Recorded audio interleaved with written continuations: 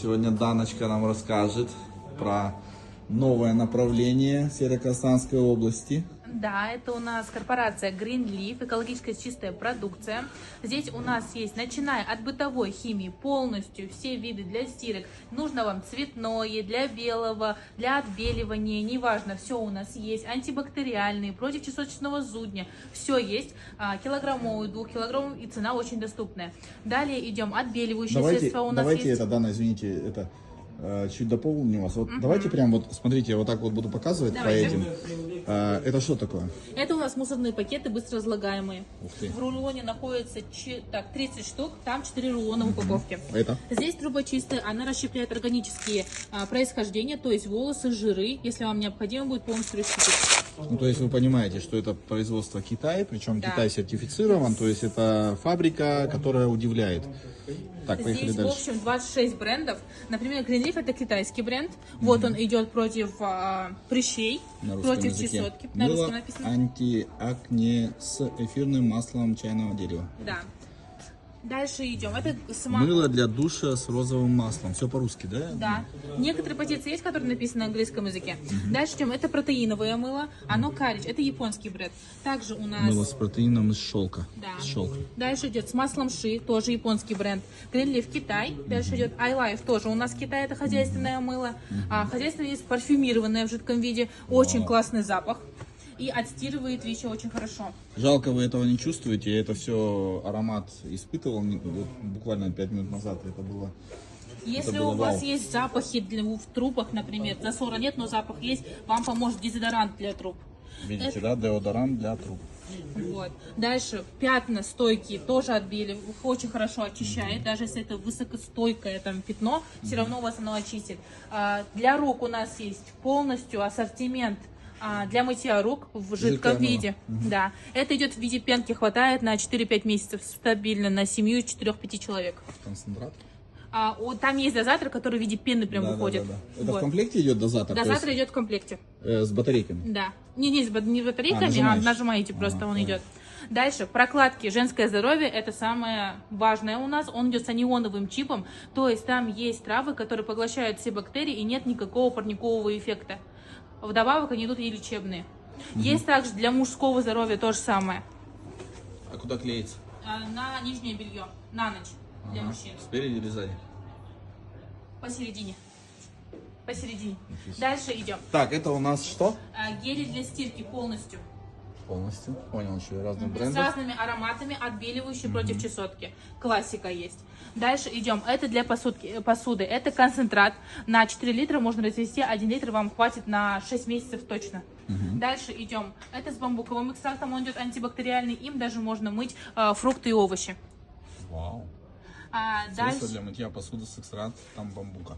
Да, дальше идем. Это с фруктовым ароматом, это с энзимами и морской, с минеральной солью, которая жиры очень хорошо расщепляет. Это с имбирем. Также есть детская серия у нас. Это шампуни, гели для души, пенки такие же, как и для взрослых, такие есть у нас детские. Например, дети очень маленькие, 3 годика, им будет интересно пенящаяся. Она пенится и цвет меняет еще одновременно. И при пить мытье. можно, да? Нет, Нормально. пить нельзя. Плакать не буду. Нет. Так, смотрите, я вот тут вижу вот эту штуку. Расскажите про нее капсулы. подробно. Капсулы у нас идут вместе с ополаскивателем, кондиционером сразу же. Вот, они идут в таких формочках. Буковки L. Запах не передать. То есть это для стиральной машины? Да, для стиральной машины. Стирать можно ими. Вот я сейчас это... На одежде он реально остается, даже, например, Я вещи чувствую развешивать. аромат. Вот как его передать, этот аромат? На что он похож? Я даже не могу объяснить. Это что-то Конфетки. малиной. Конфеты. Да, какая-то- Ягода какая-то. Но причем это не приторное, а такое отдаленно напоминает малину, ягоду и вау. Да? Да, согласна. Поглотители цвета для женщин, например, у которых нет времени разделять вещи белое, черное, красное, голубое, пожалуйста, пользуйтесь. Очень хорошо поглощает цвет. Одной пластинки хватает на 3 килограмма вещей. Вот, дальше идем. Зубные пасты, большой ассортимент, которые Так, отбеливают. стоп, у меня кончается время.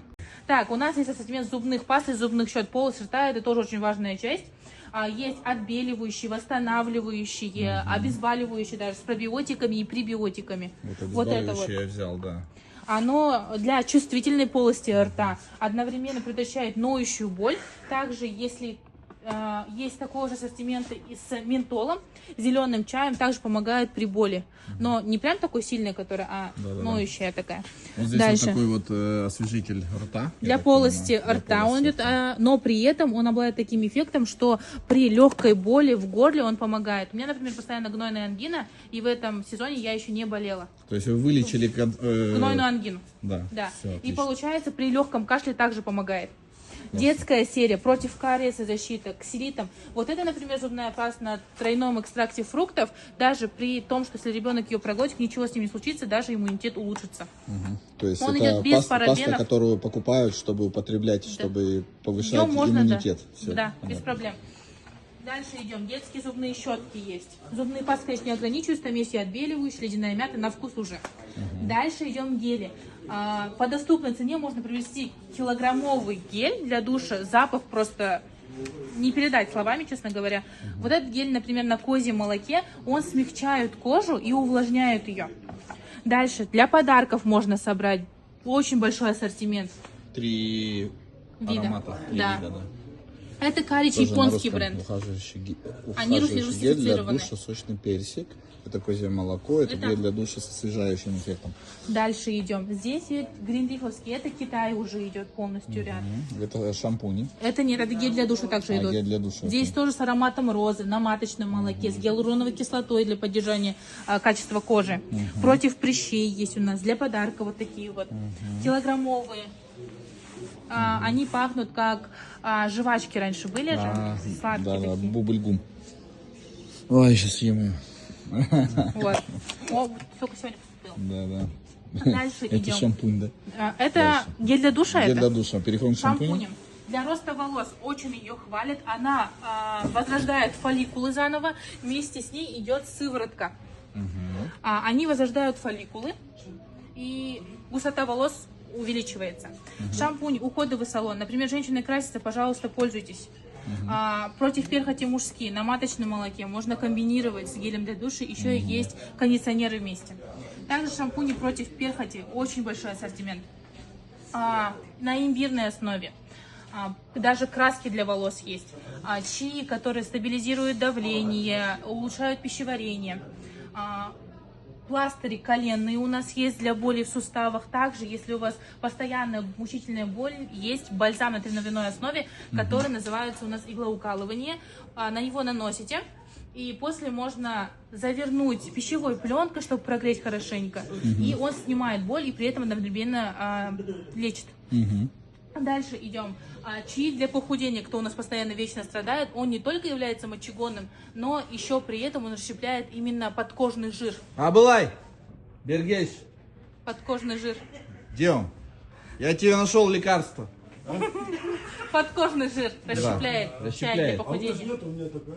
У тебя Вот, дальше надкожный. После для женщин полностью есть ассортимент уходовой и декоративной косметики, начиная от коллагеновой эссенции, тоников, увлажнений, пенок для умывания, которые увлажняют все. Крема, лосьоны для тела, отбеливающие против возрастные женщины, против пигментации. Кто красится у нас, кушоны есть, тени, тушь для бровей, карандаш. Все полностью есть в ассортименте. Массажное мыло очень хорошо увлажняет кожу и запах шикарный. Дальше идем. Крема. Если у вас глаза, например, устают, есть маски. Это охлаждающая у нас маска идет, это согревающая маска. Если попал засор какой-то, простудили глаз, проветрили глаз, очень подходят согревающие маски с зеленым чаем и ромашкой.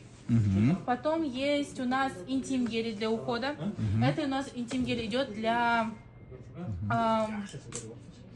Ну, понятно все. Да, Это не к нам. он идет лечебный. Да, все понятно. Витамины есть, например, в наше время сейчас простуд много. Иммунку Иммунитет поднимает. поднимает. Витамин С, витамин В. Д, DHA есть, который активизирует мозг. Вот, пластыри стопные тоже для лечения полностью токсины выводит. Чаи для нормализации давления, вывода холестерина. Коллаген пьют в основном после 25 лет для поддержания структуры кожи, суставов. Тоже очень хорошо помогает. Черный трюфель с женьшенем для иммунитета. Где у нас очень мальчик, которому хорошо. 120 лет? Вот, посмотрите, вот человек пьет коллаген. Сколько вы пьете уже? Месяц. Месяц. Представляете? Вот. Дедушка заходил. Вот. Даже есть в ассортименте мужские. Мужские у нас, мужские пенки есть даже для умывания. Пенка для бритья, например, и бальзамы для умывания.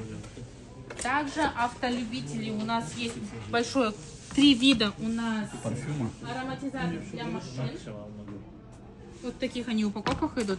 Это цветок гордении, это у нас парфюмерный идет, и это у нас пряный такой запах. Вот 3 вида. Ну и классно, спасибо вам большое, Дана. А вот это я Пожалуйста, набрал спасибо. себе. Тут вот всего помаленьку. И даже чай для пополнения. Были рады вам Спасибо. проконсультировать. Осындай косметика беріледі тіркелген кезде. Қараңыздар, мына умывашканың бағасы 12 мың теңге тұрады. Мына тонердің бағасы 32 мың теңге тұрады. Мына ненің молочконың бағасы 29 мың тұрады. Мына 450 доллар тұрады. Осыны сіздерге корпорация просто так сыйлық қылды. Мынаның каждый құрамында 24 карат алтын бар. Бірінші умывашкасымен жуып аласыздар, сосын ватный дискпен беттеріңізді мынаны сүртесіздер. Ол сүрткеннен кейін сіңу керек, сіңгеннен кейін молочкосын, сосын барып мына әжім кетеді. Мына қою кәдімгі күттей алып жақсаңыздар, бүкіл бетке жетеді. Күшті болады адам. Кешке кешке. Корнеев корпорациясына келсеңіз, сізге қандай кейс береді? Бұл ең бірінші үлкен кейсіміз біздің Сиалюкстың швейцарский уходный наборы. Бұның ішінде 4 этаптан тұратын, умывашкасы бар, тонер бар, лосьон бар, одан кейін крем бар. Бұмен бетіңіз ағарып, әжіміңіз кетіп, кәдімгідей күшті эффект беретін болады. Оригинал өз бағасы 300 мыңнан жоғары тұрады. Одан кейін сізге лечебный зубный пастасын береді, лечебный прокладкасын береді, лечебный бамбук салфетканы береді, және ыдыс жуатын 1 литр объемы, кір жуатын несін 1 литр объем беретін болады. Осының барлығын просто сізге партнер болған үшін сыйлыққа береді. Қыздар 188 мыңға тіркелсем не береді деп, яғни осындай сұрақтар көп келіп жатыр. 188 мыңға тіркелетін болсаңыздар, яғни осындай старт набор, яғни уходовый косметика беріледі. Бұл өзі 4 этаптан тұрады. Бұл тек қана партнерларға беріледі, яғни сатылымда болмайтын продукт. Одан кейін кір жуатын көп функционалды осындай гель порошогымыз бар. Яғни бұл 40 жаңағы кір жууға жетеді. Ыдыс-аяқ жуатын және жеміс-жидектерді жуатын осындай геліміз бар. Яғни бұл өнімнің барлығы химикатсыз эко өнімдер болып табылады. Және әйелдерге арналған осындай төсеніштеріміз бар. Бұның өзі емдік қасиеті бар. Бұл бамбуковый салфетканың емдік қасиеті бар. Және мынандай тіс жуатын зубной паста беріледі. Яғни бұл ешқандай химикатсыз өнім болып табылады. Vaniljaga arналған екі өнімдер. Екі товар для дома.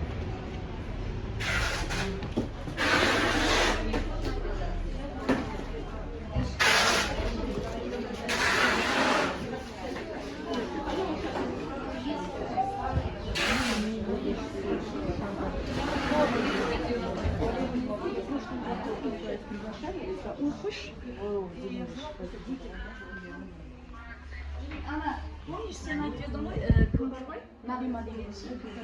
Прямо ойда жүр. Сонымен танысуға ғой.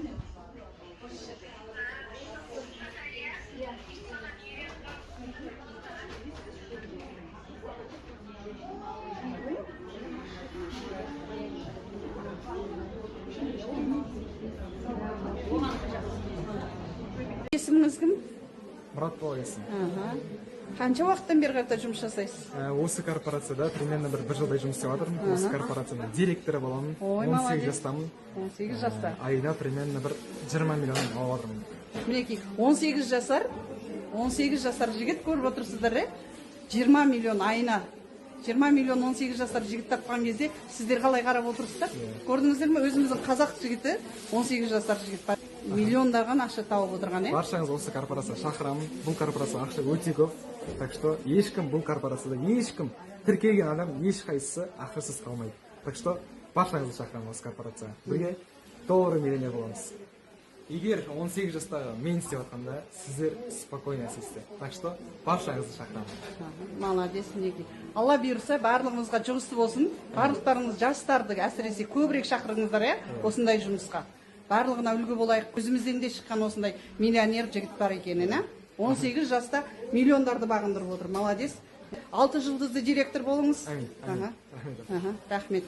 Если Apple инновации в гаджетах, то Greenleaf инновации в быту. Более 5600 наименований, экосоставы, производство мирового уровня. Greenleaf — это поставщик всем известных мировых люксовых брендов, а также Nivea, Garnier, Persil, Mary Kay и так далее. Да, серьезно. А теперь эта корпорация помогает простым людям строить бизнес с минимальными вложениями. Если ты предприниматель или просто ищешь роста, возможно, это твой момент.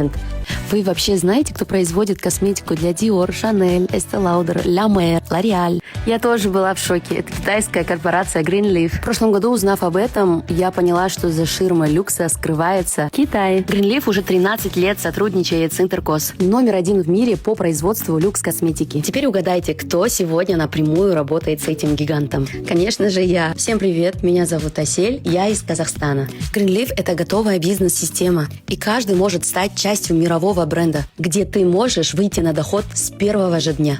Неважно, кто ты сейчас, ты можешь вырасти вместе с нами. А вы знаете, где проводят исследования и производят свои продукции такие бренды, как Estée Lauder, Sephora, Nivea, Dior и Chanel? Я сегодня была на производстве люксовой косметики в городе Суджоу. Так кто же производит эти продукции? Китай. И это неудивительно. Корпорация Greenleaf интегрировалась с элитными производителями Европы люкс-сегмента и производит для них уходовую, омолаживающую, а также декоративную косметику. А для Китая она производит под другими брендами и в том числе производстве более 5000 товаров для ежедневной человеческой жизни, исключительно на экопродуктах. Век, когда миллиарды людей страдают аллергией, китайцы сразу предпринялись за производство экологически чистых продуктов, которые не вредят человеческому здоровью. И над этой глобальной целью работают тысячи людей в лабораториях и в производстве компании Greenleaf, которую я сегодня посещала. Меня очень привлекла щедрость компании, мотивирующие промоушены, а также забота о своих сотрудниках и партнерах. Сейчас корпорация Greenleaf имеет во многих странах свои супермаркеты и сервисные центры, которые открываются благодаря маркетинговой стратегии MLM. Бизнес с Китаем — это очень заманчиво, особенно когда у тебя есть возможность напрямую работать с элитными производителями. А вы знаете, кто одевает президентов Америки, британских королей, арабских шейхов, Шварценеггера и многих голливудских звезд в самые дорогие костюмы мира? Большинство их деловых костюмов создает американский дом моды Bijan. Самая дорогая мужская одежда в мире.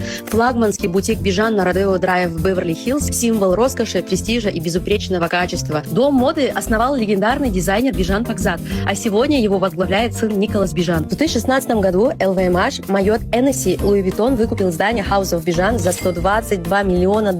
Представляете, раньше рекорд в Лос-Анджелесе принадлежал Chanel, но Bijan обошел даже ее. Это наглядно показывает, какой статус и престиж имеет бренд Bijan среди мировых модных домов. А теперь внимание, кто производит костюмы, рубашки, чемоданы, аксессуары и даже обувь для Bijan? Это Marvija, бренд корпорации Greenleaf, основанный Уильям Щу. Вот это поворот, правда? Именно поэтому я выбрала Greenleaf. Ведь причастность корпорации, которая шьет для мировых лидеров и работает на уровне брендов класса LVMH и Chanel, это доверие и глобальный статус. Вам кажется, что такие марки доверяют производству любому китайскому заводу? Конечно, нет. В 2025 году Greenleaf уже 240 человек из Казахстана бесплатно показал Китай. А по всему миру более 3000 человек собрал Суджоу. И с первого дня вы работаете с производителем мирового уровня. 2 раза в год новые знакомства, новые двери в бизнес. Китай сегодня впереди всей планеты по бизнесу и технологиям. И забудьте миф, Китай — это дешево. Крупнейшие корпорации делают здесь продукцию премиум-класса. Greenleaf — яркое тому подтверждение. Время не ждет. Успевает тот, кто действует вовремя. Ал енді Greenleaf корпорациясының маркетингін артықшылығын айтып кетейін. 6 мемлекет біріккен алпауыт компания 5000 түрлі заты барын айтпағанда, бұл жерде сіздерге сразу франшиза беріп тұр, дүкен ашуға рұқсат қағаз. Бірақ компания осындай мүмкіндік береді. Екіншіден, бұл компанияда бір-ақ рет кіресің ғой. Басқа компанияда, мысалы MVA-да ай сайын 200 000 теңгеге алып жүру керек, иә?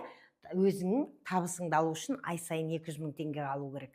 Ал бір компанияда жыл сайын авторизация бар, ай сайын авторизация бар. А бұл жерде бір-ақ рет кірдің, бітті. Өмір бақи товар алмасаң да ақшаңды алып тұрасың, иә? Енді қараңыз, екіншіден бірден 50% жеңілдік беріледі. Мысалы, Ерсак компаниясында 33% заслужить еттің, енді 1 ай 2 ай зат алмай қалсаң, ол жеңілдікті жоғалтасың. Ал бұл жерде 10 ай 3 жыл зат алмасаң да 3 жылдан кейін 4-ші жыл келсеңде 50% жеңілдігін сақтаулы. Көрдіңіз бе? Енді 3-ші артықшылығы бұл жерде бал жинақтамалы. Ай сайын 0-ден бастамайсың, как новичок, 0-ден бастап отырмайсың. Бүкіл балдар бірінің үстіне бірі жиналып отырады. Оның үстіне бұл жерде кірген пакеттің балдары плюс товар алған балдар жинақталып отырады. Сондықтан сен тасбақа болсаң да өсесің деймін да. Бал жинақтамалы. Онан кейін статус қорғау жоқ. Бал жинақтамалы болғаннан кейін, ол қайтадан төмен түспейтін болғаннан кейін, статус қорғамай-ақ премия подаркаларыңды ала бересің. И боковой жасау жоқ. Мысалы, басқа компанияда бір адам астыңнан директорға шықса, сен боковой жасап тұрмасаң түсіп қаласың. Ал бұл жерде сен түсіп қалмайсың. Значит, боковой жасамасаң да, сенің астындағы адамдар өскеннен сіз өсе бересіз. Сату жоқ. Сатуға заставлять етпейді. Ал сатқыңыз келеме, пожалуйста, 100% пайда. Сатқысы келмейтін мен сияқтыларға сату жоқ. Енді астыңыздағы тамырдан өмір бақи фиксированный 65%. Ол сізден статусынан өсіп кетсе де, сенің статусыңнан асып кетсе де, сен ойбай жаным өсе бер деп отырасың. Неге? Өйткені оның табар-оборот 40 болды ғой, сол 40 табар-обороттан 65% фиксированный процент сенікі. Күшті ме? Онан кейін өз бизнесіңді $400 бастайсың. Енді қараңыздашы, 188 мың теңгеге сіз не аласыз? Бір сотка, не бір диван аласыз. Ол сізге өмір бақи мынандай ақша әкеле ме? Жұмыс жасамасаң да түсетін ақша бар, Сондықтан қазір GreenLeaf корпорациясында бір-ақ резгіріп, өмір бақи табыс табуға болады. Өзіңіздің керек порошок сабыныңызды алып жүріп, Енді 3-ақ адам жазғаннан сіздің салған ақшаңыз қайтарылады. Товар алдыңыз қолыңызға, 50% жеңілдік алдыңыз. Франшиза, дүкен ашуға рұқсат қағаз алдыңыз. Еще 3-ақ адам тіркегенде сіздің ақшаңыз полный қайтадан қалтаңызға қайтып келеді. А товарыңыз уже барлығы қолыңызда қалды. Енді бизнес под ключ. Енді қараңыздар. Қазір мысалы бір бизнес бастаймын десеңіздер 40 ақша керек. Даже Гуанчжоумен бизнесті сіздерге $500 или кейбіреулер 5 миллионға үйретеді екен. Айналайындар, міне дайын Қытайдан тегін есігіңнің алдына шектейін өздері жаңағы әкеп беретін бизнес.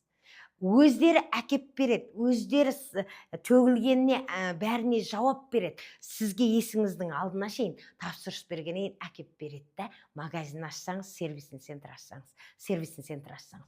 Сондықтан бұндай бизнесті сіздер бізден 500 мың теңге емес тегін үйренесіздер.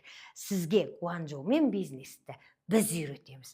Қалай шығынсыз ақша табуды, Бір кіресің, 3-ақ адам жазғанда шығарып аласың, онан кейін өмір бақи табыс, бүкіл табысың ұрпақтан ұрпаққа жалғасып жатады. Басқа бизнестерде сіз ай сайын 0-ден бастайсыз. А бұл GreenLeafте ғана сіз ешқашан 0-ден бастамайсыз. Тасбақа болсаңыз да өсесіздер.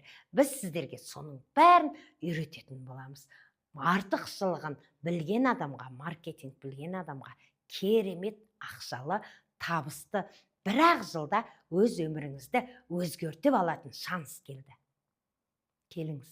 Сетевой бизнес бұл қазақский бизнес, өйткені бізде туған туыс көп. Той болса болды, туған туыстың бәрін шақыра жөнелеміз. Ал мына жерге келген кезде, ой, анау тіркеледі, мынау тіркелмейді, мына кісі істейді, мына кісі істемейді деп әр адам үшін шешім қабылдап қоямыз. Әрине ол дұрыс емес. Не істеу керек? Бизнесті шай ішуден бастау керек. Әр қазақ тілінде бір кесе шай табылады. Үйіңе бір-екі көршіңді шақыра қой да. Бизнесті оңай жаса. Бизнесті қиындатпа. Бұл оңай бизнес. Тек не істеу керек? Ниетіңді алуың керек. Бір-екі затты алуың керек корпорацияның. Бір-екі презентация жасауың керек. Және ниет. Амалдарымыз ниетімізге байланысты. Ниетіңіз мына көршіме пайдалы болам, ниетіңіз мына досыма пайдалы болам десеңіз, Алла амандығын берсе, сіз осы бизнестен үлкен жетістікке жетесіз. Өйткені сіздің ниетіңіз адамдарға пайдалы болу.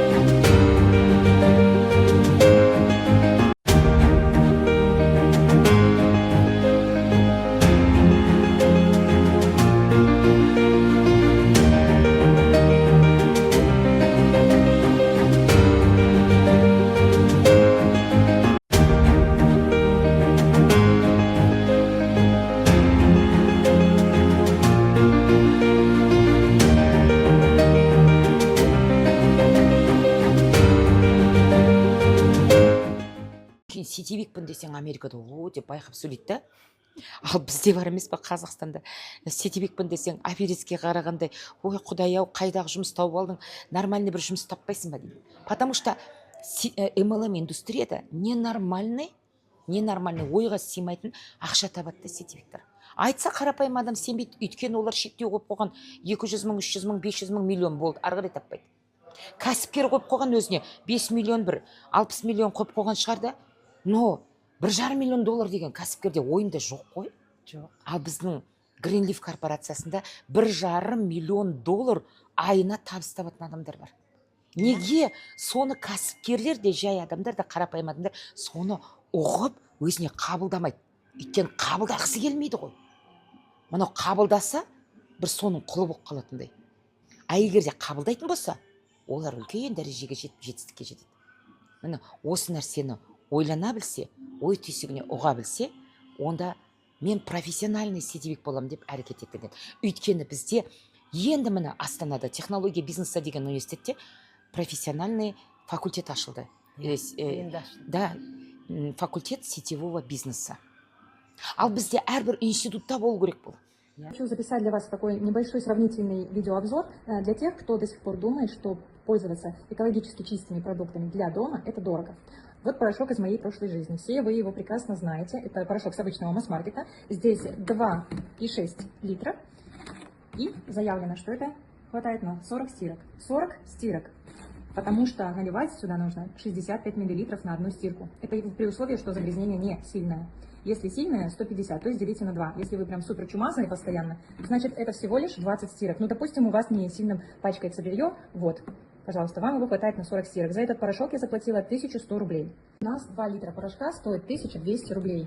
И хватает его на 80 стирок, потому что расход минимальный, всего лишь 25 мл на одну стирку. Это супер концентрированный продукт. А как раз таки на 40 стирок у нас хватает 1 литра. Тут цена до 650 рублей идет. Вот так и я. Зайду раньше в первый попавшийся масс-маркет, возьму что ни попадя, вот это ведро возьму и... Қош келдің. Түркияда іздеп тауылмаған жұмысымызды Гүлзира ханым жанынан тауып алдық. Greenleafпен Түркия Гүлзира ханымның сайысында. Рахмет, қош келдіңіздер. Жалғыздың үн шықпас деп бәріміз бірігіп неге жұмысты бастап жатырмыз. Greenleafке сіздер де келіңіздер, сіздер қош келдіңіздер. Ал енді ісімізге сәттілік, Аллахым бізге берекелетіп осы жұмысымызды нәсіп етсін. Әумин. Ұқсас корпорация, ұқсас таван, ұқсас маркетинг болуы мүмкін. Мәке, сізде Greenleaf'та емессіз? Жазылдым мен. Иә, тұтынушы ғой біздің. 180 мың бірінші ақшасын. Мен айтайын ба, кезінде мен бүйтіп жазып, жұмысшылардың бәрі бір компанияға боламыз деп жазып қойсын. 100 пожеланияма 22 жылы. Сөйтсем сіз Марал, Елемес, мен Арай кіріп, енді құралай берейін деп жатыр. Ал керек бұл. Сонда алтығыз бір компанияны табиғи өнім пайдаланамыз. Пишите. Жазылыңыздар Мәкең астынан. The town is on a sky, burning in your eyes. You look at me and baby wanna catch on fire. It's burning in my soul, like California gold. You found the light in me that I caught on fire. So when I'm all cooked up and I can find the words, every time we say goodbye, maybe it hurts. When the sun goes down and the band won't play. Азыр биз компания жөнүндө Алисадан сурап көрөлү. Алиса, скажи, пожалуйста, что за компания Greenleaf? Greenleaf – это сетевая компания, основанная в 1998 году в Китае. Она производит и продает экологически чистые товары по доступным ценам. В 2020 году компания открыла представительство в России. С какими странами сотрудничает компания? Компания Greenleaf сотрудничает с международными компаниями и исследовательскими институтами из разных стран, включая Швейцарию, Италию, Германию, Францию и Японию. Можно ли заработать в компании Greenleaf? Да, в компании Greenleaf можно заработать, участвуя в сетевом маркетинге и продавая продукцию премиум-класса по доступным ценам. Чем отличается от других сетевых компаний? Компания Greenleaf отличается от других сетевых компаний следующими особенностями. Отсутствие обнуления группового объема, ГО, что позволяет вашему обороту увеличиваться и достигать лучших результатов. Возможность получения автомобиля без кредита и компенсация в случае отказа от него. Отсутствие ежемесячных закупок на большие суммы и роялти. Гарантия выплат, даже если вы не пригласите новых участников. Доступная цена на качественную продукцию. Интегрированная модель маркетинга. Компания Greenleaf — это пирамида? Нет, компания Greenleaf не является пирамидой. Это легальная многоуровневая маркетинговая компания с прозрачной и проверенной моделью бизнеса. Дональд, что бы вы сделали, если бы вам пришлось все начать сначала? О, хороший вопрос. Я бы выбрал начинающую, но перспективную сетевую MLM-компанию и стартовал бы в ней дистрибьютором. А что смешного я сказал? Вот поэтому вы сидите в зале, а я на сцене. Қараңыздар, осы Greenleaf корпорациясының партнеры болу үшін бұл жерде 3 түрлі пакет бар бізде. Бірінші пакет ол $2400 пакет, 1.128.000 теңгені құрайды. Ол корона пакет деп айтылады. Ол сіз 1.128.000 теңге кірген кезде сізге 4.140.000 теңге электронный ақша, яғни ваучерді салып береді. Екінші пакет ол бізде $1200 пакет, 564.000 теңге тұрады. Бриллиант деген пакет бұл. Бұл жерде сізге электрондық 2.070.000 теңге ақшаны салып береді кабинетіңізға. Үшінші пакет ол $400 пакет, ол 188.000 теңгені құрайды. Ол платина деп айтылады. Оны алған кезде сіздің кабинетіңізға 678.500 теңге ақша салып береді. Осы пакетпен барлығымыз біз жұмыс істеп жатырмыз. Және төртінші пакет бар. Мен жұмыс істемеймін, тек қана өзім үшін ғана қолданып отырам.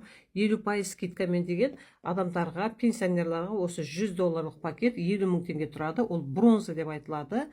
Осы пакетпен кіруге болады. Онда сізге 138.000 теңге внутренний ваучер салып береді. Енді қараңыз, не береді сізге компания, сіз бұл компанияға тіркелген кезде?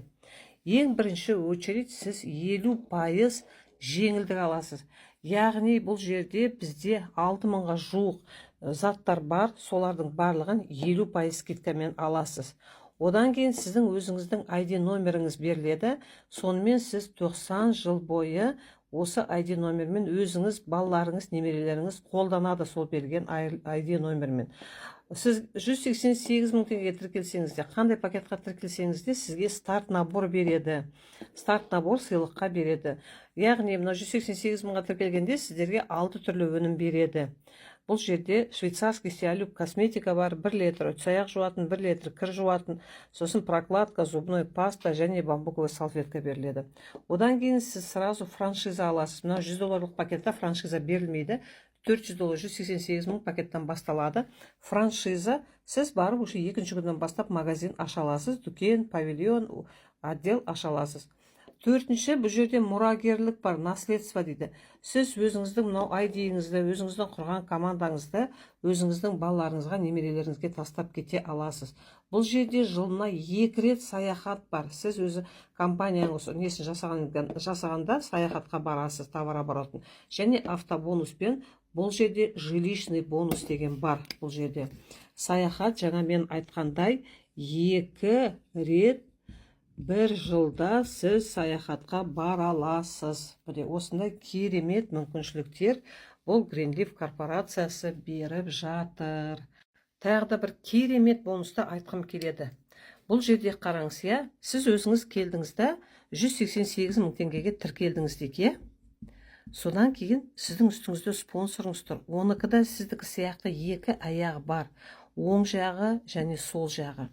Сіз бір адамды да қоя алмадыңыз, бірақ сіздің спонсорыңыз өте активный, жұмыс істейді біз сияқты, сетте істейтін адам. Ол келді да жерге адамдарды қойып кетті. Ол өзінің адамын жерге қойды. Мынау адам өзінің адамдарын шақырды.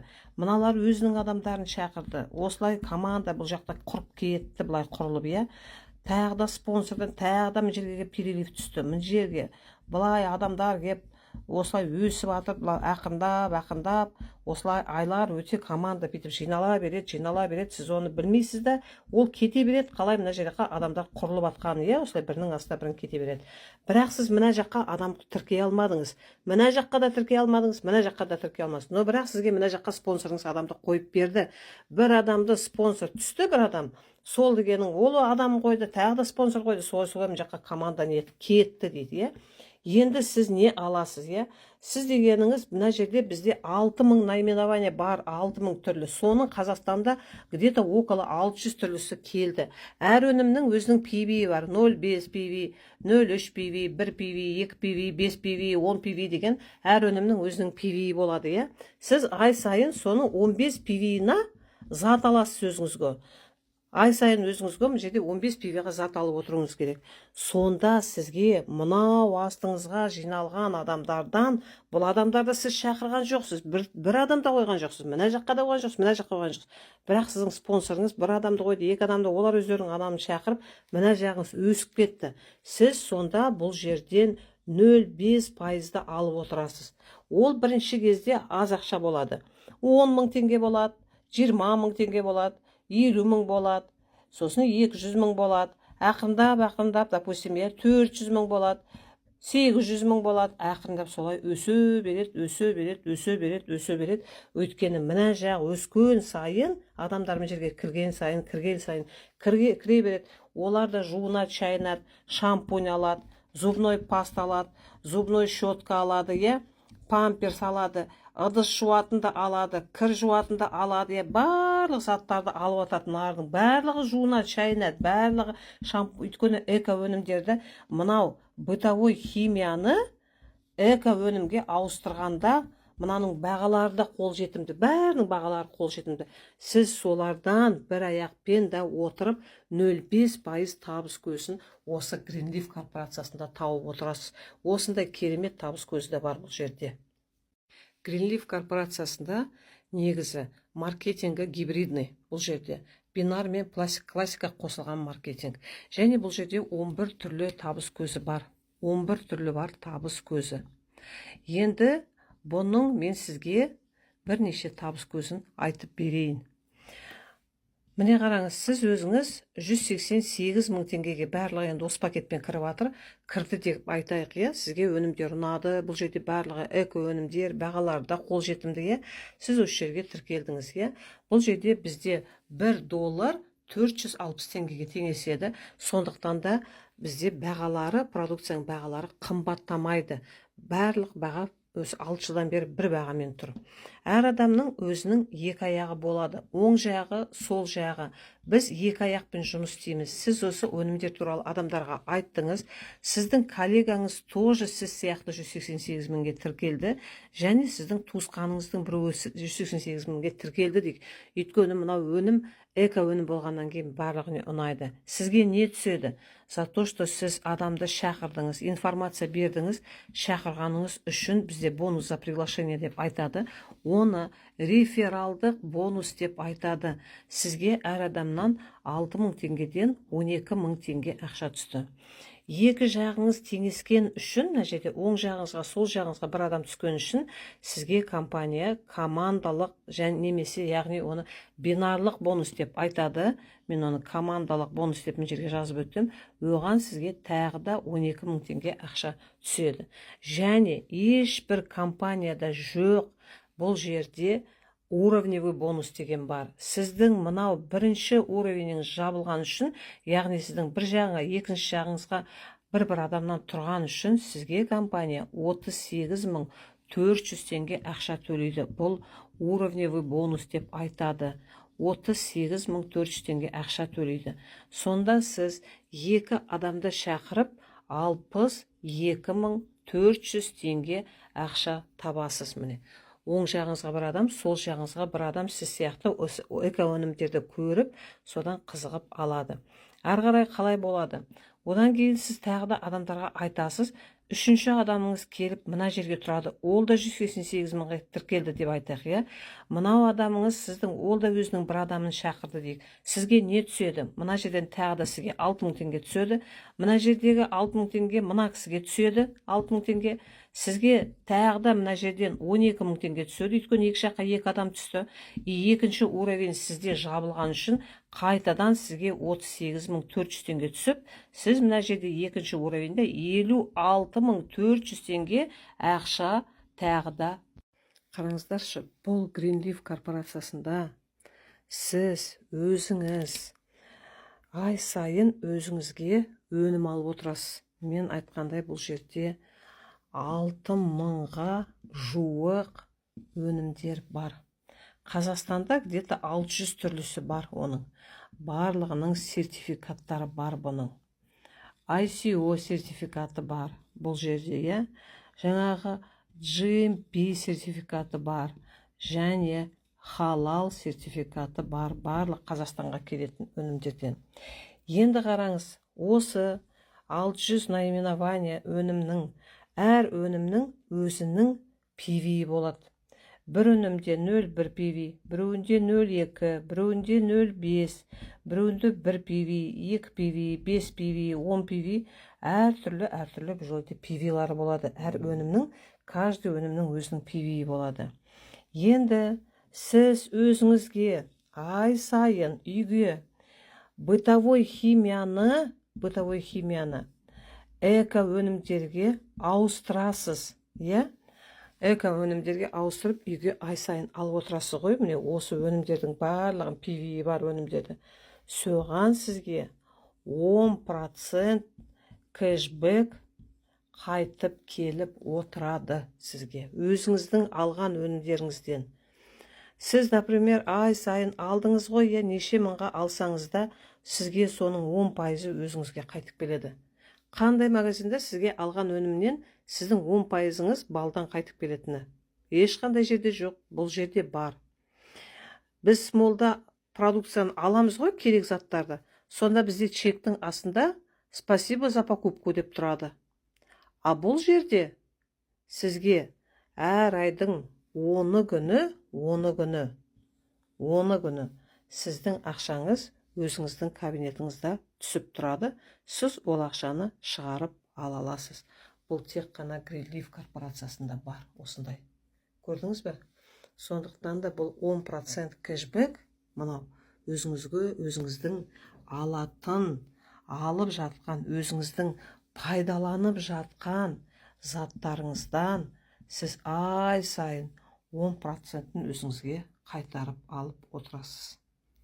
Көрдіңіз бе? Кэшбэктен сіздің алған заттарыңыздың балдарынан сізге 10% қайтадан айналып сізге 10 күні сізге қайтып кабинетіңізге түседі. Ондай керемет нәрсе. Әрі қарай тағы да бір күшті керемет бонусты айтып беремін. Ал енді құрметті достар, мен сіздерді осы Greenleaf корпорациясымен таныстырып өткім келеді. Greenleaf ол жасыл жапырақ деген мағынаны білдіреді. Қазақстанда істеп жатқанына 3 жыл болды. Бұл жерде маркетинг план бізде гибридный, бинар және классика қосылған.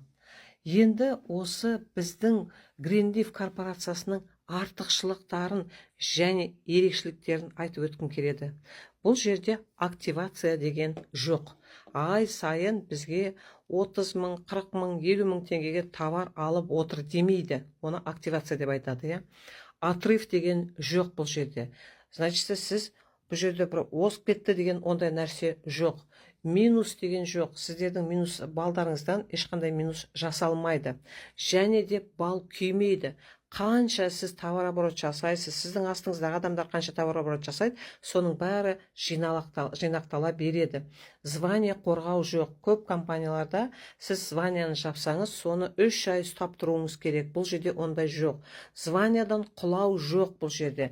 Бұл жерде қалай, егер сіздің артыңыздан адам өспесе, басқа компанияларда құлап қаласыз өзіңіздің званияңыздан. Бұл жерде ондай жоқ. Және де біз тек 2 веткамен ғана жұмыс жасаймыз. 2 тармақпен жұмыс жасап, біз керемет жетістікке жетуге болады. Бұл жерде 10 түрлі доход беретін маркетинг бар. Бұл жерде өте керемет щедрый маркетингі бар. Және бұл жерде пассив доходы бар. Бірінші менеджер статусын жапқан кезде сіз уже пассивтік доходқа шығасыз. Бізде қазақша пенсия деп айтады оны, иә. Одан кейін боковой балл жасамаймыз. Обычно бинарный маркетинг болған кезде боковой баллды жинатқызады кей компанияда. Бұл жерде ондай жоқ. Лидерский балл жинау деген жоқ. Көп компанияларда лидер болған кезде соншама лидерский товар оборот беру керек, соны жинау керек деген бар. Ондай жоқ. Және де личниктеріңізге привязанность жоқ.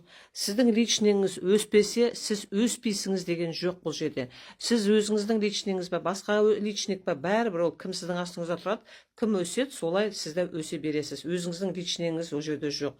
Обгон жоқ деген, сіздің астыңыздағы тұрған адам өсіп кетсе де, сіз одан бәрібір ақшаны, сізден асып кетсе де, сіз бәрібір де озып кетсе де, сіз одан бәрібір ақшаны алып отырасыз.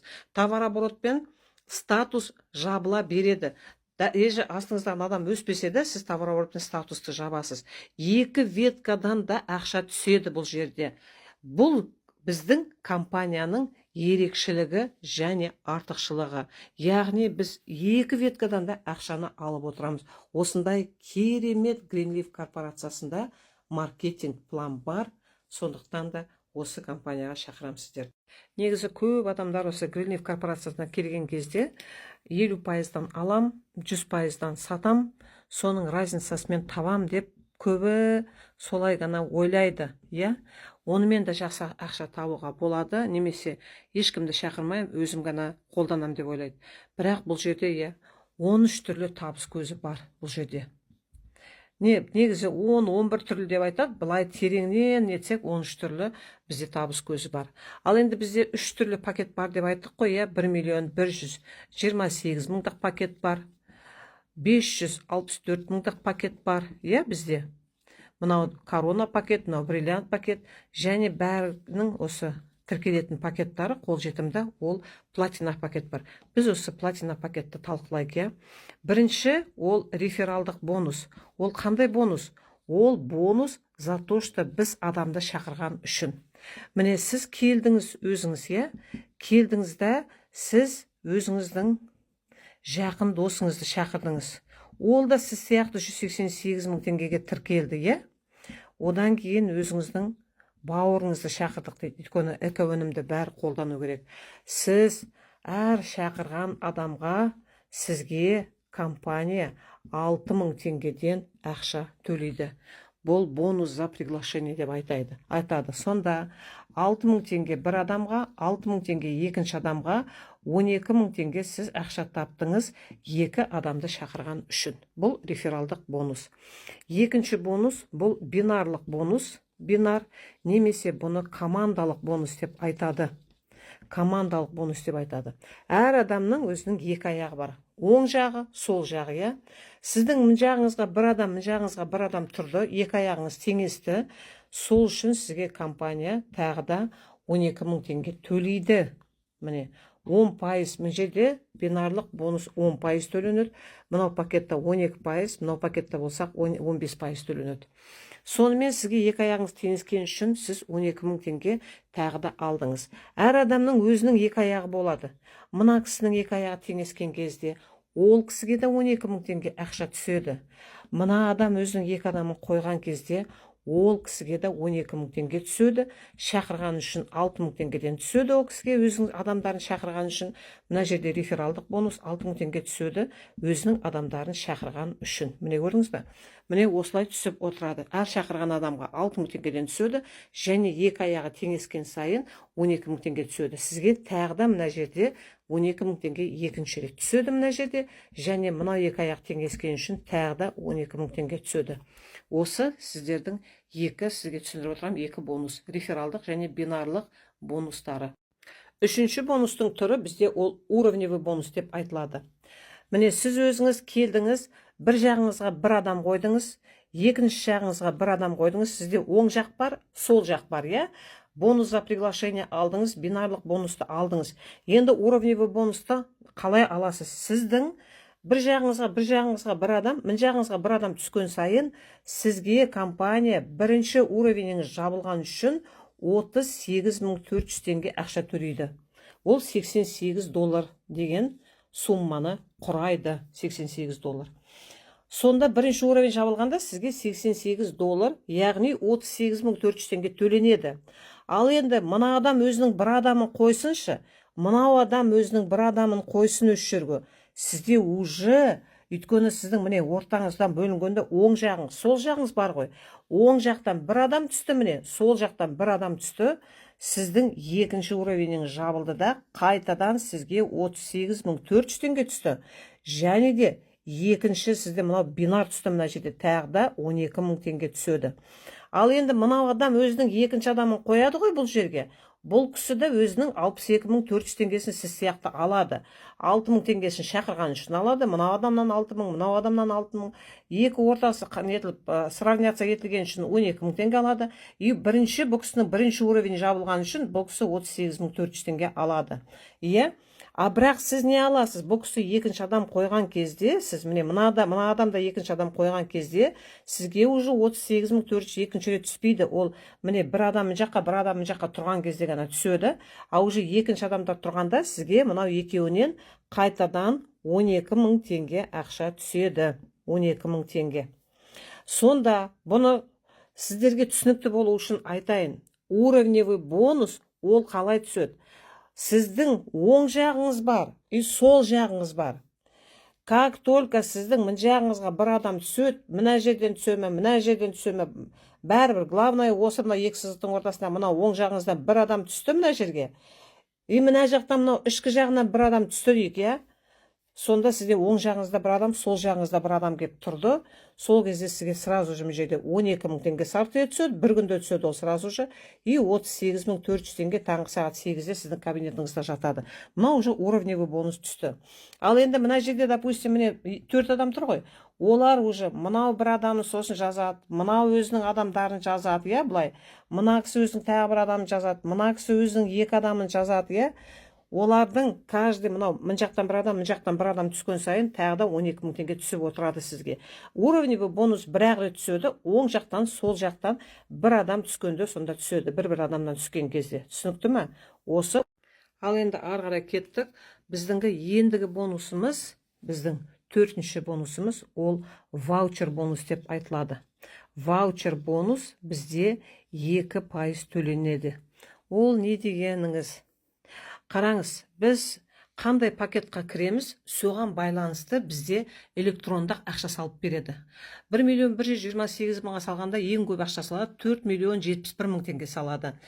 Бриллиант пакетіне кіргенде 564.000 теңге, 2.035.353 теңге ақша салады, иә? Одан 188.000 платина пакетіне кірген кезде 678.500 теңге салады. Және 50.000 теңге бронзаға кіргенде 135.700 теңге ақша салып береді бізге. Бұны ваучер деп айтады бұларды. Міне, осылар ваучер деп айтылады. Енді бұл ақша біз товар алған кезде бізде 50%-ды біз өзіміздің қалтамыздан төлейміз, а 50% ақша бұл жерде мынау ақшалардан минус болып отырады. Яғни, егер де өнім 2.000 теңге тұратын болса, сіз 1000 теңгеңізді қалтадан төлейсіз, а 1000 теңге сіздің мынау ақшадан минус болып отырады. Сонда ол ақша азайып, біртіндеп бітеді. Бұл бонус бізде бірінші линиядан 40-шы линияға дейін төленеді 2%. Яғни сіздің астыңыздағы адамдар осы ваучерлары біткен кезде, әсіресе бұл 50.000 кірген адамдардың ваучерлары тез бітіп қалады. Біткен кезде олар 10.000 теңге ақша салатын болса, 10.000 теңгеге компания 10 есе ваучер салып береді. Яғни 100.000 теңге салып береді. Ал егерде 100.000 теңге салатын болса, онда 1 миллион теңге қылып салып береді. Сонда осы салған ақшадан сізге, сіздің астыңызда тұрған адамдардан 2% олар өздерінің ваучерларын көтерген үшін, салған үшін, сізге 40-шы линияға дейін осындай сізге 2% түсіп отырады. 40-шы линияға дейін сізге түседі. Мынау, бірінші линиядан 40-шы линияға дейін сіз осы 2%-ды алып отырасыз. Адам өзінің мынау электрондық ақшаларын көбейткен сайын. Әсіресе бұл кімдерде көп тез азаяды? бұл азаяды. Магазин ұстайтындарда, сервисный центр ұстайтындарда. Олар онда алады да, мынау 188 мыңда тұрған болса, сразу же мынаған көтереді, сонда мұншама оларға ваучер түседі. Сонда олар көтерген кезде, сіздің астыңыздағы тұрған адам осылай көтергенде, сізге олардан мынандай 2% осы сізге ваучер түседі. Енді 5-ші бонусты талқылайық. 5-ші бонустың түрі ол MC бонус, MCPV бонус деп айтады бұны. Бұл 10% өзіңіздің алған товарларыңыздан қайтып келетін бонус бұл. Мен айтқандай, алдында әр өнімнің өзінің PV болады. 0,1 PV, 0,5 PV, 1,5 PV, 2 PV, 3 PV, 5 PV, сондай әр түрлі, әр өнімнің зубной пастаныкында өзінің PV болады, порошогының өзінің PV болады, ценниктардың астарында барлығы жазылып тұрады.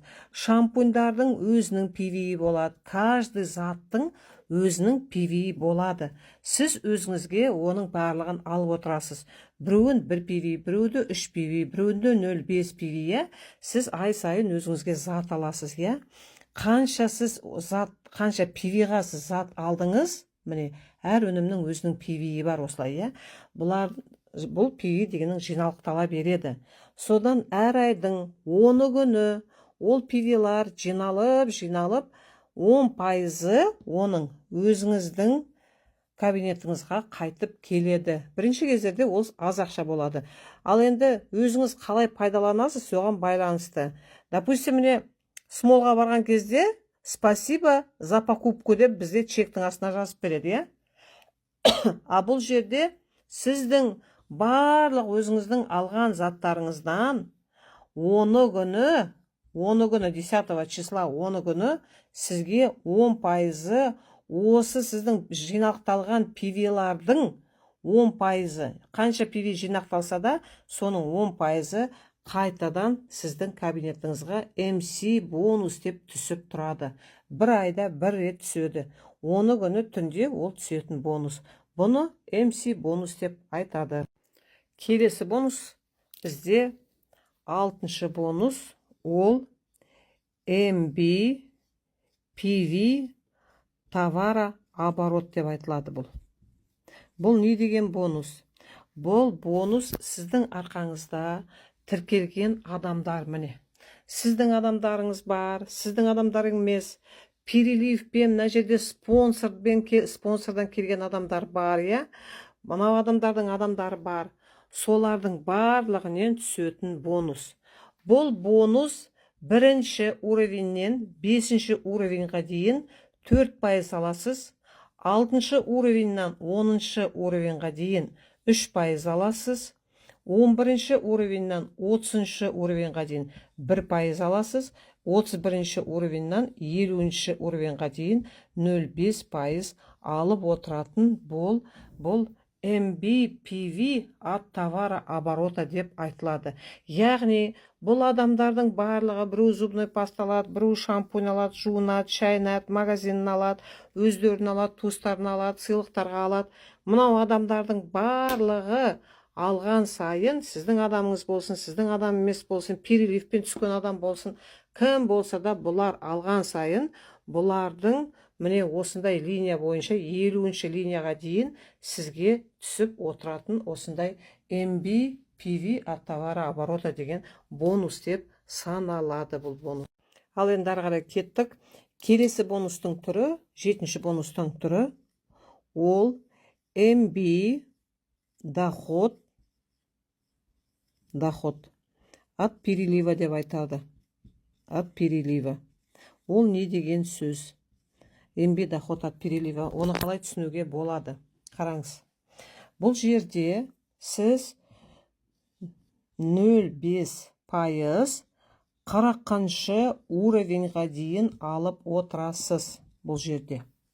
Қалай сіз бұны аласыз? Міне сіз тұрсыз, келдіңіз, осы жерге кеп тұрдыңыз, өзіңіздің орныңызды алдыңыз 188 мың теңгеге дейік, сіздің спонсорыңыз, мынау спонсорыңыз өте активный адам болып, сізге аяғыңызды құрып алып кетті, бір аяғыңызды.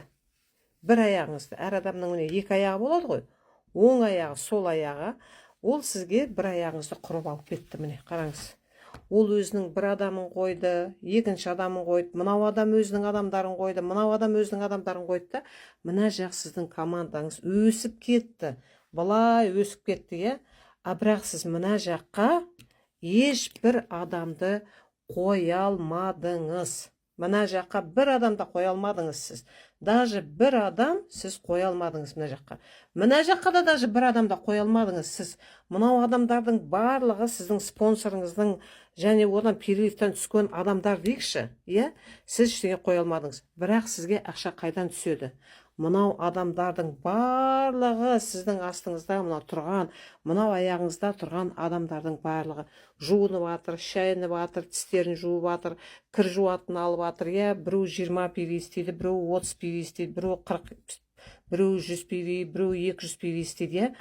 Әр адам бараттан магазиннан өзіне бірдеңелерді ала береді, бірақ олардың барлығы сіздің астыңызда тұр. Түсініп жатсыз ба? Барлығы мынау пиви жасайды, өздері үшін жасайды, өздері покупка жасайды магазиннен барып. А сіз оларды тіркеген жоқсыз, сізге ол переливпен түсті спонсордан, содан мына жаққа команда құрылып кетті. Бірінші кездерде бұл ақша онша білінбейді, аздау болады. Ал енді команда өсіп, мына жақта адамдар көбейген сайын, сіз бұл жерден 0,5% алып отырасыз. 0,50% дейді ғой, мына 0,5% сіз бұл жерден алып отырасыз. 0,5%, 0,5% сіз осы жерден алып отырасыз. Осы кісілердің товарооборотынан жуынып, шайынып, өздеріне зат алады ғой олар. Солардан сіз 15 пиви ай сайын істеп отыра, өзіңізге зат алып отыра, бірақ аяқтан қана 40-шы уровеньға демінемін. Бірінші уровень, екінші уровень. Ал енді келесі бонусқа келейік. Ол 8-ші бонус, ол MB бинар деген бонус. Ол не деген бонус? Міне сіз өзіңіз тіркелдіңіз, сіздің астыңызға тіркелген адамдар бинар алады ғой, міне. Мына жерде 2 адамнан бинар 12.000, мынау адам 2 адам қойды, бұл кісіге бинар 12.000 түсті, Мынау адам 2 адам қойды, бұл кісі де өзінің 12.000 теңге бинарын алды. Мынау адамдар барлығы 2 адамнан қойған сайын, 2 жаққа, 2 аяққа 2 адам қойған сайын 12.000 теңге, 188 мен кірген адамдардың барлығына 12.000 теңге түседі. Мін жерде. Көрдіңіз бе, міне? 188 мен кіреді ғой, оларға бинар 10% түседі, 12.000. Мін жерде 14.000 үстінде түседі, 14.400. Ал үлкен пакетта 15%, 18.000 теңге түседі. Біз қазір 188.000 пакетті рассматривать етіп жатырмыз, Сонда қараңыз, мына жерде әр адам өзінің бинарын алған сайын, сіздің астыңыздағы адамдар сізге 1-ші уровеньнан 10-ші уровеньға дейін дополнительно тағы 1% түсіп отырады. Кім жайдан жай береді? Мына жақта олар ақша тауып жатыр, сіздің астыңыздағы адамдар. Сіздің адамдарыңыз болмасы, мына жақта глубина кетіп қалады, глубина ары қарай ол өсе береді ғой команда. Олар өздерінің бинарларын алып атады, а сізге каждый бинардан еще сізге 1-ші уровеньнан 10-ші уровеньға дейін 1% олардың бинарынан табыс көзі түсіп отырады.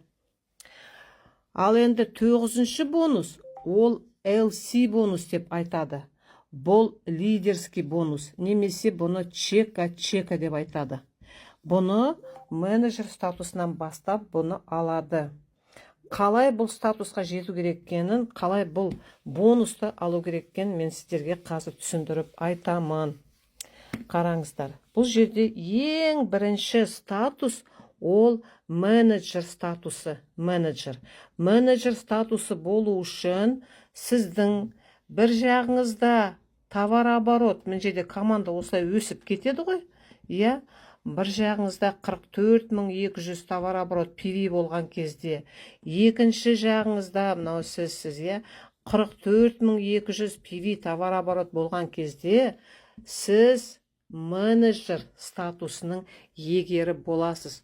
осы статустан бастап сізге LC, то есть лидерский бонус төлене бастайды. Қазір оны түсіндіріп айтып беремін ендігі видеода. Енді келесі осы Greenleaf корпорациясының бонусымен таныстырайын.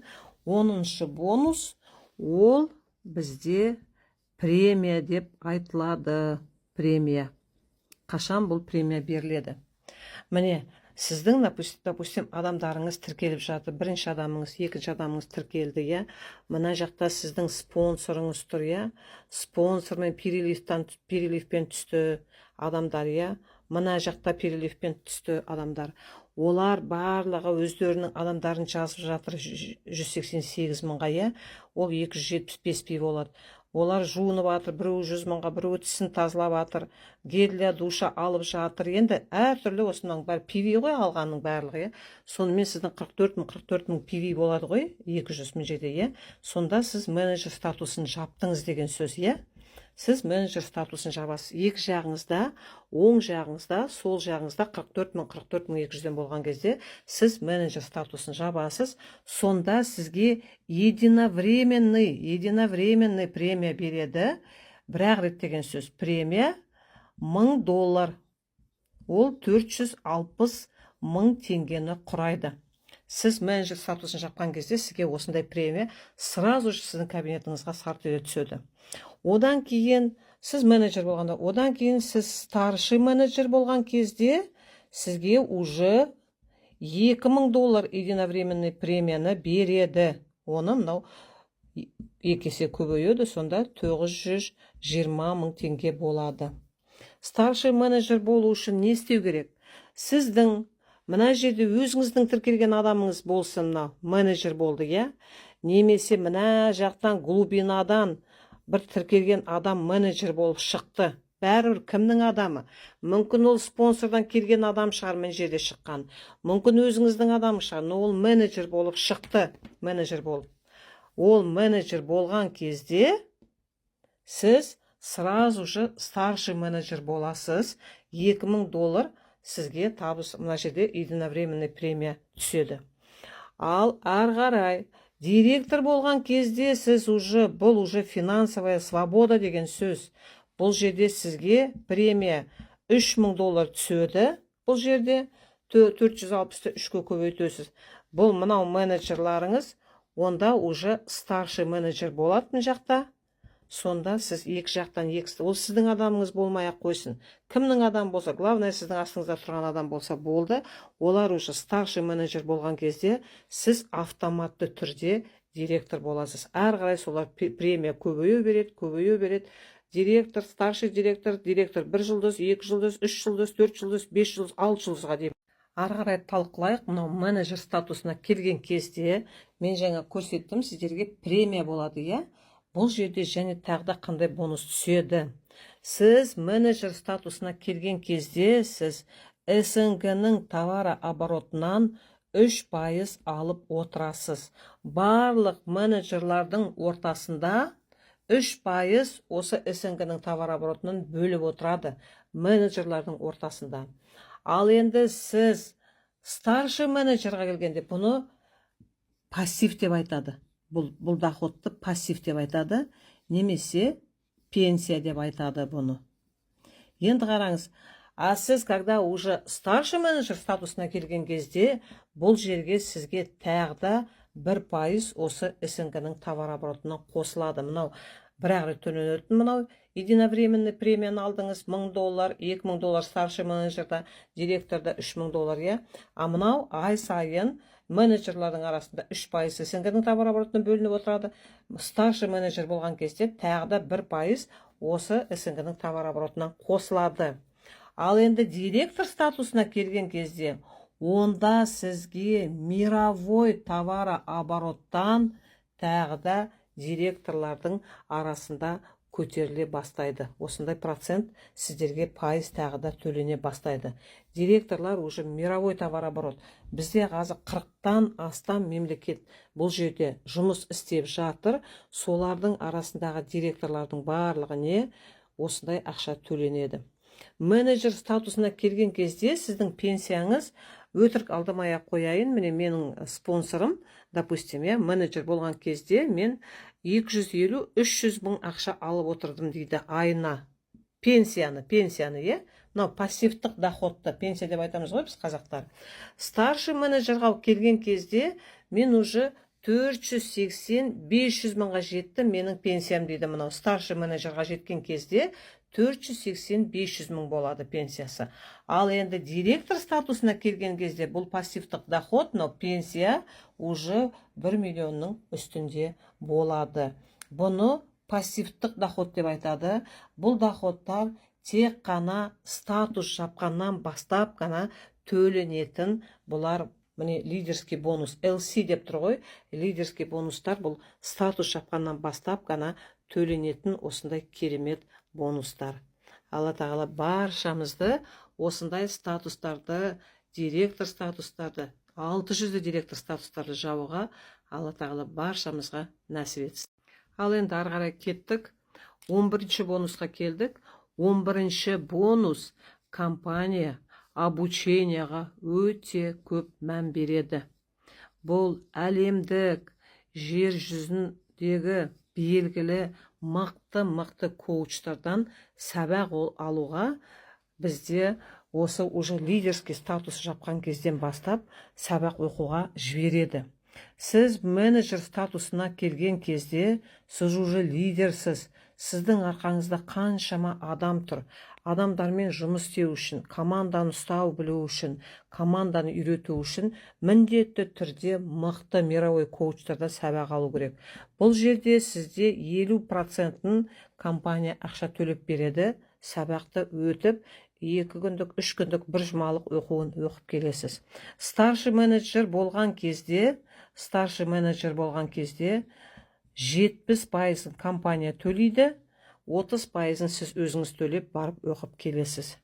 Директор статусын жапқан кезде, сіз директор статусын жапқанда, сізге компания уже 90% төлеп береді, сіз 10% төлеп, міндетті түрде сіз осындай мировой коучтардан барып сабақ аласыз. Ал енді старший директорға келген кезде,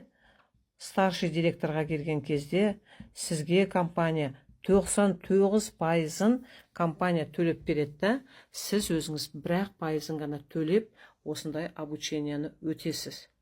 Міне, біздің лидерлар Сингапурға барып, Брайан Трейсидің барып сабағын өтіп келді. Және де міне осы жаңа жылдың алдында ғана біздің лидерлар Египетқа барып, Сайтмұрат Давлатовтың сабағын осылай обучениясын алып келді да, бізге промоушен жасап, барлық әлі статус жаппаған адамдардың барлығына осы сабағын беріп үйретті. Бұл жерде өте көп нәрсеге үйретеді. Қалай адамдармен жұмыс істеу керек, қалай өзіңді ұстау білу керек, қалай сөйлеу керек, қалай адамдарға жеткізу керек айтып, әртүрлі адамдар келеді, әртүрлі адамдармен жұмыс істеп үйрену керек. Өте грамотный болу керек сетевой бизнесті істеу үшін, жұмыс істеу үшін. Сол үшін да міндетті түрде осындай обученияға компания мән бөліп, білімді болсын. Адамдар, осы жерде істеп отқан адамдар білімді болсын. Көп нәрсеге үйрену үшін осындай обученияға да ақша бөлінеді. Бұл да бір осы доходтардың түріне жатады. Енді қалған 2 бонусты талқылайық. 12-ші бонус ол бонус благосостояние деп айтады. Благосостояние. Бұл бонус қайдан бастап төленеді? Бұл лидерский бонус деп саналады. Ол менеджер статусынан бастап төленеді. Сіз менеджер болған кезде сізге уже осы жерден бастап 1% сіздің кабинетіңізға travel бонус жиналып отырады менеджерден. Ал енді директор статусына келген кезде, сіз директор болған кезде, сізге 0,5% авто бонус жиналады және 0,5% ай сайын жилищный бонус жиналып отырады. Енді бұл жердегі 13-ші бонусты мен сізге тағы да тоқтап айтып өтейін. Ол travel бонус деп айтады. Travel бонус. Travel бонус дегеніңіз не? travel бонус дегеніңіз, сіз өзіңіз міне тіркелдіңіз, иә, арқаңызға адамдар жиналады. Ол бізде міне қазір 1 августтан 25 жылға 31 январь 26 жылға дейін 6 ай беріліп тұр. 6 ай. 6 айдың ішінде жасау керек. Енді 31 январға дейін үлгермегендер 1 февраль 26 жыл 31 июль 26 жылдың ішінде 6 айдың ішінде осы нені жасау керек. Условияны. Қандай условия ол? Өзіңіз тіркелдіңіз, сіздің мына жағыңызда, оң жағыңызда 18.000 PV болу керек. Сол жағыңызда 18.000 PV болу керек. PV-лар қалай жиналады? Сіз 188.000 теңгеге кірдіңіз ғой, ол 275 PV береді. Сол сияқты әр 188.000-ға кірген адамдар 275 PV беріп отырады. Және біреу 50 PV-ға зат алады, біреу 100 PV-ға, біреу 40 PV-ға, біреу 30 PV-ға алады. Еще тіркелгені бар өзінің, сонымен осылай жиналады мынандай товар оборот екі жақтан 18.000 PV. Және сіз өзіңіз 10 личник осы 6 айдың ішінде тіркеуіңіз керек. Сіздің ссылкаңызбен келген адам, ол 10 личник болу керек. Осы компанияның шартын жасайтын болсаңыздар, жылына 2 рет 6 айдың ішінде осылай 10 адамнан тіркеп 18.000 товар алып берсеңіз, тегін саяхатқа, все включено, бір жұмалық саяхатқа барып демалып келесіз компанияның атынан. Перелет, проживание, питание, барлығы бұның ішінде бесплатно. Өте керемет осындай премия, осындай бонус бар. Сөз бар ғой, әр отбасыда немесе әулетте кедейліктің жібін үзетін бір бала болады дейді. Неге сол бала болмасқа?